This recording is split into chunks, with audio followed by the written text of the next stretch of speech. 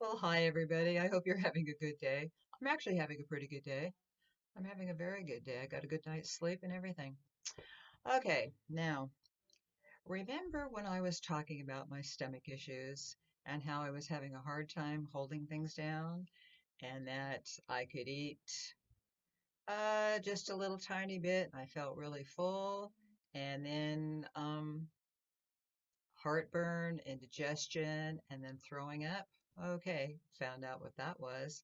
I think it was Thursday night that I threw up and said, okay, in the morning, I've got to talk to Dr. Ho. I can't do this anymore. And so I called him the next morning and he said, Lynda, come into the hospital. He said, come on into the emergency ward. Let's get you checked in and find out what's going on. So that's what I did. I went down, Lou brought me down to the emergency ward at West Hills, and they checked me in. First thing they did was give me a COVID test. Boy, those are uncomfortable. I'd already had one shot, but they stick that swab way up in there. The second thing they did to me is they put what's called an NG tube in. And the NG tube ran down this nostril, down the back of my throat, past my tonsils, which are still there and kind of hard to get past the tonsils, and then down into my stomach. I called it my bile sucker because what it did, it started sucking all the juices out of my stomach because they said that they were going to need to do a procedure. Then I got sent in to do a CAT scan. And Dr. Ho later told me, he said, I'm not going to lie. He said that was a very ugly CAT scan.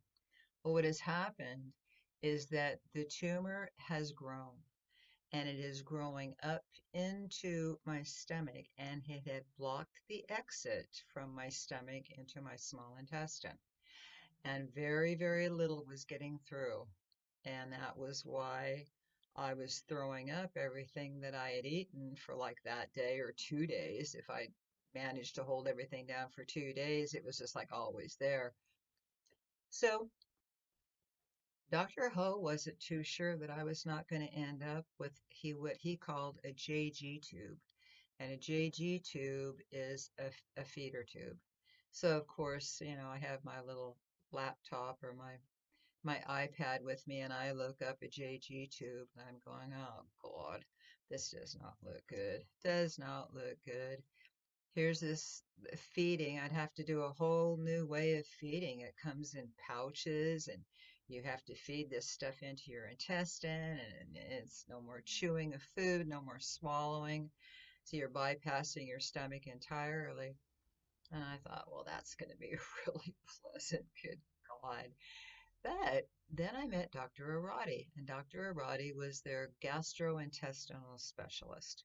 And Dr. Arati, he didn't even mention a feeding tube.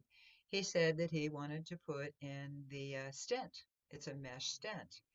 And he said that procedure would take about a half an hour. And he says, we'll do that on Monday. And this was on Friday. So from Friday till Monday, I was wearing my bile sucker. I was wearing all my I had nothing, absolutely nothing to eat. I was glucose and something else. I forget what else. There was sticky potassium. And anyway, it bruises all over it. That's always so lovely when you get stuck like that. So Monday afternoon, they take me into the operating room and they do this procedure. The procedure that should have taken half an hour took 4 hours because somewhere along the line that feeding tube inside there's something twisted and I ended up throwing up. And when that happens, then you are taken down to the place where they do the aspiration, and that ended up being down in the burn unit. So I ended up down in the burn unit that night, and they finished up the procedure, and then they kept me in the burn unit the next day because one of the nurses down there didn't really have a patient that day. It's all one-to-one. So I had my own private nurse all day, Jason, and what a doll he was. Anyway, so everything seemed to go fine. And my schedule was, let's see, Monday night, nothing. Tuesday night, I could have jello. Wednesday morning, I could have soup. Wednesday afternoon, I could have lunch, which was taco meat. Wow, haven't had that in a while. And if everything stayed down and everything was okay, then I could go home. And so that's what I did. So got home. That was on a Wednesday. Thursday, we went down and got our second COVID shots. Friday, did a little bit of packing up, visiting. Saturday, a little visiting with the besties and saying goodbye. Sunday, the same, a little more packing up. And Monday, in the car and driving up to Ione. So that was quite the week. The doctors were pretty good. I let all my doctors know that I didn't really live in Southern California, that I had just gotten kind of quarantined there, and that I would be returning to Northern California. And they were good with that, and they were all wonderful. God, I loved every one of those guys. So, anyway, now I know what happened. Honey, I have been feeding this tumor. So instead of shrinking it, I have been feeding it. And what I've been feeding it is honey. Dr. Whatever his name is, Maloof, he was the one that actually pointed out to me when we were talking food. He was a pain doctor, but very, very up on nutrition. And he said, "No, Lynda." He said, "Honey is a sugar." And he says honey feeds cancer. So I'm thinking, oh, that's just great. So I'm feeding it in the morning and then using the RSO in the afternoon. And thereby lies another little problem. Remember when I started this 2 years ago, there was very little information. Danny said there'd only been 6 people that had completed the 60 grams in 90 days protocol with the THC. I was one of the first people that I knew that was actually using RSO. But in the last 2 years, it is absolutely amazing the information that's come out. And so much of it is because they are doing clinical tests now on RSO. And one of the things that has been um, brought to the forefront is the THC amount in the RSO. The ideal is 88% THC. Well, I got to looking at this. And remember, this is what I took. This is what I got downtown Sacramento, therapeutic alternative. And this came out of the lab. And it says total THC 66.47%. Total CBD 1.47%. So I've been using a maintenance dose of RSO, plus I've been feeding that little sucker, I've been feeding it sugar.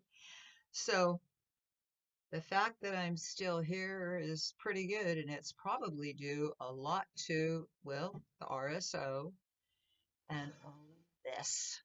Look at this. This is my bag of supplements. And this is what I've been taking. There's everything in here from mushrooms to you name it. It's here. So, and another thing that was really funny in the hospital, because I put down that I'd been, I had pancreatic cancer and I was treating it with alternative therapy.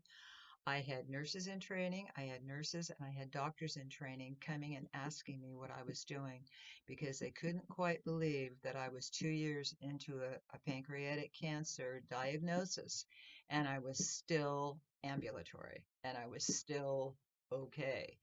And they really were interested in knowing what I was doing.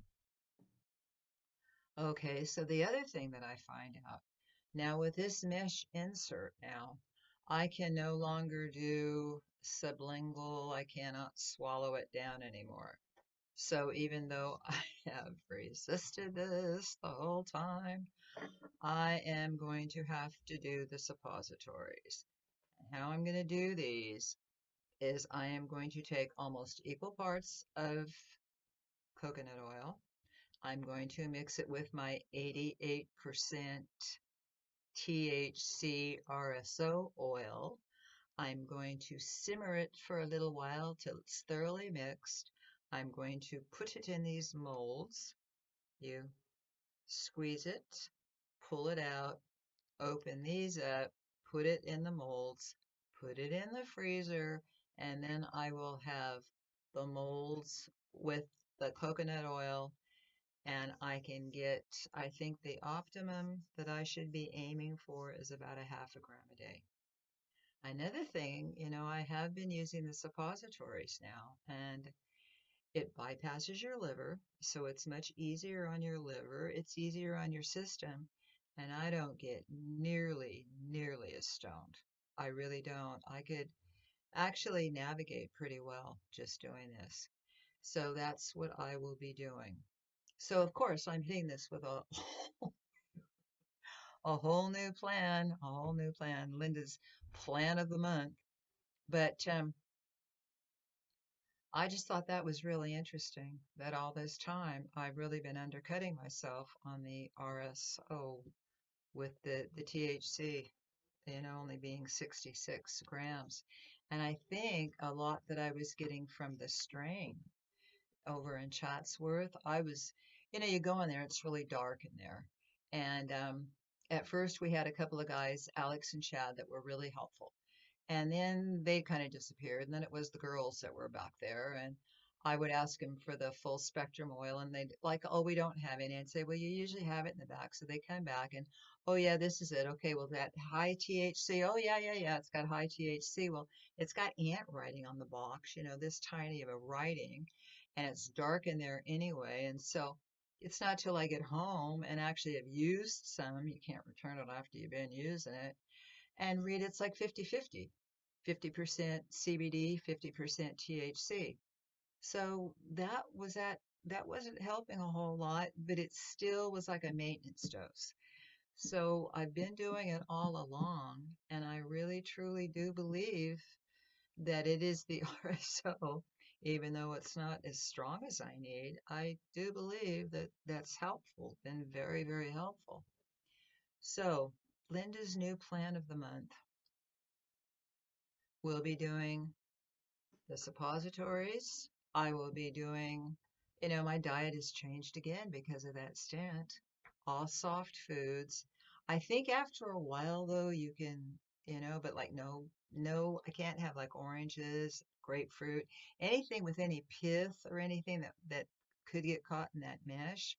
So so far I've been doing a lot of soft diets, and it's I think I'm gonna make some pudding today. Peggy made some jello and she put whipped cream in it and made parfait. And boy, that was sure good.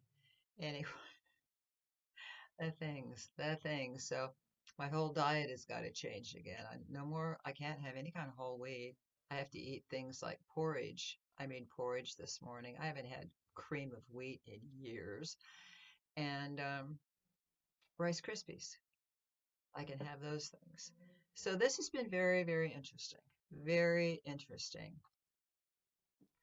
I can't really think of anything else except I will be very glad to be moved into my apartment, which hasn't quite happened yet, but I know it will in the next couple of weeks. They're putting in new floors and new paint, and new wooden blinds, making it all nice and pretty for me.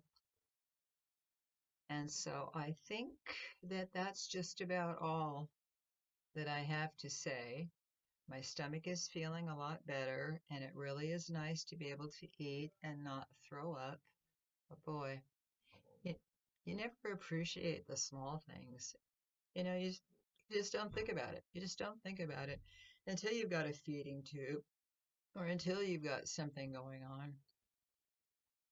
You don't realize just how easy it is just to pop something into your mouth. I never used to give it a thought.